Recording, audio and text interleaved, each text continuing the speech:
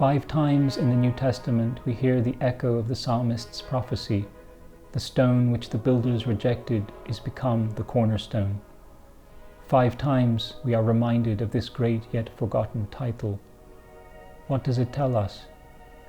The stone is from Israel, for salvation is of the Jews, but rejected by the builders, the chief priests and elders of the people, the very same stone becomes the foundation and cornerstone of the new Israel, the Church of God.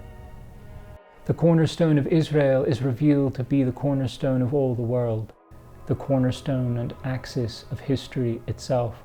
The rejected stone is in fact the only stone that can give shape, direction, and meaning. The architect sees in the cornerstone once laid the angles and form of the whole edifice. In Christ we see the reference point of all things, their shape and meaning. We see the shape and meaning of history, counting the years of this world towards and from His holy advent, looking earnestly towards His coming again and the end of time and history. We punctuate our days and weeks and seasons with His saving work. But as cornerstone, He ushers towards Himself not only human culture, our theory of time, our calendars, our buildings, but first and foremost, He summons us. He calls upon us, stones scattered across the earth, to be raised up as children unto Abraham, to be fitly framed together into Himself as into a holy temple. For if Christ is the living cornerstone of all, then we are living stones that belong to His building. He builds this holy temple not upon abstractions, not upon great ideas or ingenious institutions, but upon humble persons of faith.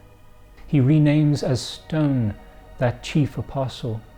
You are Peter, and upon this rock I will build my church. The stone is Peter's person and his faith, one and the other. The chief apostle joins but does not replace the chief cornerstone, and he is the boast and glory of a larger foundation, the foundation of the apostles and prophets. We hear an early vision of the Church of God as a tower whose building awaits completion. We are stones for that tower, but we must be shaped, hewn, and polished. A rough stone will not last in Christ's tower, but will tumble to the earth.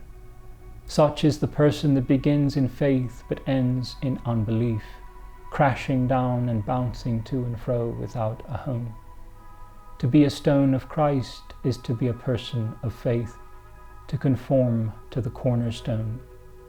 When we look upon Christ, we will always see a rock.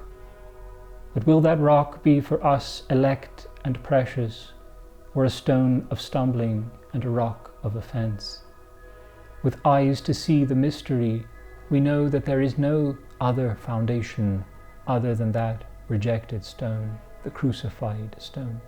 Moreover, when we look upon His building and behold the glorious stones, the saints of God that shape the temple, we look again and see that Christ is not restricted to its base alone, but is also Himself the temple.